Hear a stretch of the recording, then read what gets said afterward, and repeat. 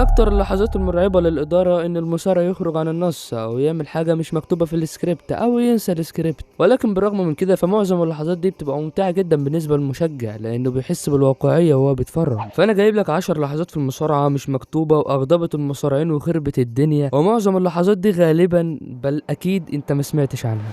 رقم 1، الفضيحة اللي أكدت للناس إن المصارعة فعلا تمثيل وسكريبت متفق عليه. هالك هوجن ضد جيف جاريت. في الوقت ده هوجن كان عنده سلطة جامدة جدا وعقده كان مكتوب فيه إنه يتحكم في نهاية ماتشاته عادي. وفي سنة 2000 في الدبليو سي دبليو وعرض باشا زابيتش، جيف جاريت بيدافع عن لقب الوزن التقيل ضد هالك هوجن، وكان مقرر إن جيف جاريت هو اللي هيفوز وهيفضل محتفظ باللقب. بس هوجن يسكت؟ لا يا معلم، هو ده بيسكت. النتيجة ما عجبتهوش وطلب إن هو اللي يكسب، وجيف جاريت وافق. ما هو هيعمل إيه؟ بس بصراحة هو عمل كتير. أول ما الجرس ضرب جيف جاريت راح نايم على الحلبة وقال له هوجن يلا ثبت، يلا ثبتني، مش انت عايز تفوز؟ يلا اكسب يلا. وفينس روسو اللي كان كاتب القصص في الدبليو سي دبليو كان واقف في الصف الاول وقتها، وهوجن مسك المايك وقال هو ده السبب اللي مخلي الشركه بالوضع الوسخ اللي هي فيه ده. قام حاطط رجله على صدر جيف جاريت والحكم عدى 3، بس فينس روسو ما عجبوش الوضع ومسك المايك وقعد يشتم في هوجن واخد اللقب ورجعه لجيف جاريت تاني. ودي كانت ضربه جامده جدا وقتها، احنا بنتكلم في سنه 2000. معظم الناس وقتها كانوا مفكرين المصارعه حقيقيه ومفيش سيناريو مكتوب زي الفنون القتاليه والملاكمه، مش متخطط مين هيفوز، مش سكريبت. بس اللقطة دي بقى زودت الكلام بشكل كبير واكدت لمعظم الناس ان المصارعة فعلا سكريبت. وهوجن كان في مقابلة وعبر عن غضبه في الماتش ده وقعد يشتم في جيف جاريت كتير جدا.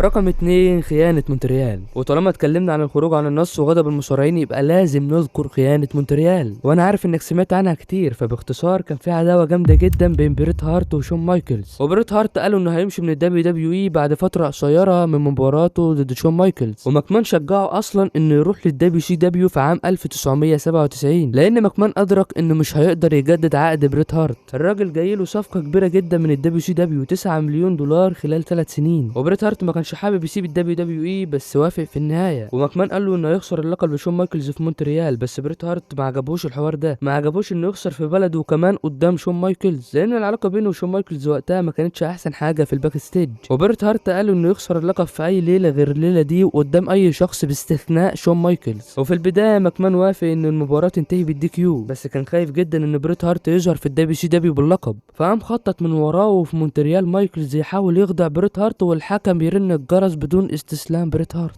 وبريت هارت كان متضايق جدا وتف على ماكمان وقعد يكسر في كل حاجه وقال للجماهير انه رايح للدبليو سي دبليو. وفي الباك ستيج فينس ماكمان دخل مكتبه وقفل على نفسه علشان كان مرعوب من بريت هارت. وبعد فتره كبيره جدا بريت هارت صالح شون مايكلز وماكمان وبقى عضو في قاعه المشاهير، ودي الحكايه باختصار شديد. رقم 3، هالك هوجن يجلد ديفيد فلير اكتر من 15 جلده اثناء عداوه هالك هوجن وريك فلير. لحظه لما هالك هوجن كان بيجلد ابنه ديفيد فلير، هوجن مسك الحزام ونزل ضرب بكل قوته وجلده اكتر من 15 جلده قدام ابوه ريك فلير. وريك فلير كان متضايق جدا، وهو وابنه قالوا ان المفروض كان يجلده مرتين بس، وده اللي كان مكتوب في السيناريو. وريك فلير قال في كتابه انه مش هيسامح هوجن ابدا على اللي عمله في ابنه، وهو عايز يفرض سيطرته ويعمل نفسه جامد على حساب ابنه. بس في الاخر ريك فلير اتصالح مع هالك هوجن قبل وفاته وبقوا صحاب جدا.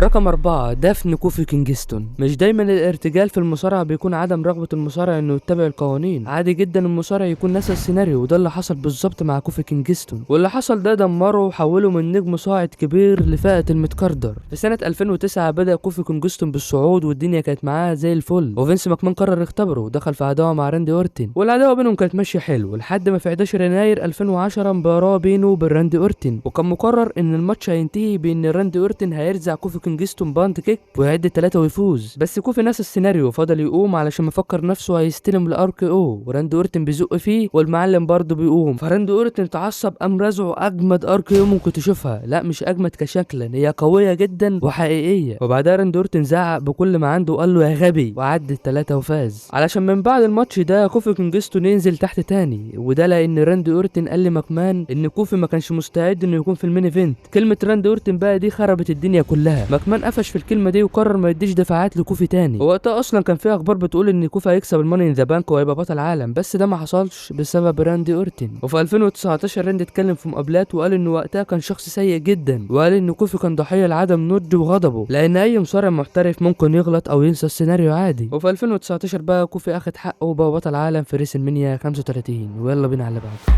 رقم 5، مصارع مبتدئ بيحرج الاسطوره كيرت انجل دانيال بيودا. فاكرين المصارع ده يا جدعان؟ رغم ان مسيرته تكاد تنسى الا ان اسمه اتحفر في الدبليو دبليو للابد بسبب اللي حصل ده. كان في فقره كيرت انجل بيتحدى فيها اي مصارع يدخل يلعب ضده مباراه سريعه، لعب ضد واحد وهزمه في ثواني، وبعدها دخله دانيال بيودا ومسكوا بعض، وكيرت انجل كان متفوق في البدايه، بس بعدها بيودا قفشه وعمل له كيمورا. والكيمورا دي حركه خطيره جدا مش اي مصارع يعملها، لانها بسهوله ممكن تكسر دراع المصارع، وده بالظبط اللي كان هيحصل مع كيرت انجل. والحكم حس بالخطر وحس ان كيرت انجل خلاص دراعه هيتكسر نصين، فجات له فكره ولقى كتف بيودر قريب من الارض او لمس الارض تقريبا، فعدى التلاته بسرعه علشان ينقذ كيرت انجل. كيرت انجل بقى بعدها كان متضايق جدا من اللي حصل، لان بيودا قرر يثبت نفسه وقفل الحركه بجد. هو طبعا ما كانش عايز يأذي كيرت انجل، بس حرفيا دراع كيرت انجل لو فضل كام ثانيه على كده اما انجل كان هيستسلم، وده مستحيل انه يحصل. فاللي كان هيحصل هو ان دراعه كان هيتكسر. ومش دي بس اللحظه الوحيده لبيودر. رقم 6 علقه موت. كيرت انجل قال ان بيودر كان شخص مغرور جدا خلف الكواليس، وعلى الرغم من كل مواهبه في الفنون القتاليه المختلطه الا انه ما كانش مصارع محترف، وهو مفكر نفسه مصارع جامد. علشان كده بقى كريس بنوا وايدي جاريرو وهارد كور هولي قرروا يعلموه الادب ويدوله درس عمره ما ينساه. دخل بيودر رقم 3 في الرويال رامبل 2005 وعينك ما تشوف الا النور، كلوه علقه سودا. كل الضرب اللي اخده كان بجد، كان بيصوت حرفيا، صوت الضربه كانت ترن في ودانك بجد. اتاذى جامد في الماتش ده، علشان بعد كده بقى يشغل دماغه مع الكبار تاني. وبعد سنوات كتيرة طلع بيودر واتكلم كلام سيء جدا عن ايدي جاريرو وكريس بنوا وهولي، وقال ان هارد كور هولي شخص تافه ومش بيهتم لامر الناس، اما ايدي جاريرو وكريس بنوا فمالهمش مني اي احترام. وقال بصوا على اللي بيعامل الناس معامله كويسه وعلى اللي بيعاملهم معامله سيئه وشوفوا نهايتهم في الاخر ايه. فهم من الاخر كده بيصنعوا نتائجهم بنفسهم. وطبعا يقصد هنا النهايه المأساويه لكريس بنوا وايدي جاريرو. يلا بينا على اللي بعده. رقم 7 جنون براين بيلمان. في يناير 1996 في عرض كلاش اوف تشامبيونز التابع للدبليو سي دبليو، براين بيلمان كان عامل شخصيه متهوره مجنونه وعامل لنا لحظه من اكتر اللحظات الغير مكتوبه المشهوره في تاريخ المصارعه. في نص مباراه بينه وبين ايدي جاريرو، براين بيلمان راح عند طاوله التعليق ومسك المعلق اللي اسمه بوبي من ظهره وقلع له الجاكيت في صدمه كبيره من بوبي، وصوت اصلا وقعد يشتم كتير لانه كان عامل عمليه جراحيه في رقبته، وكان في حظر وقتها وممنوع ان اي حد يقرب منه. وبابي كان بيراقب الشاشات ومفكر ان حد من المشجعين هو اللي مسكه. وبعدها بقى في وقت تاني بابي اعتذر على الهوا وقال انه ما كانش متوقع كده. وبراين بيلمان لما عرف برضه بحالته الصحيه اعتذر هو كمان خلف الكواليس. ويلا بينا على اللي بعده.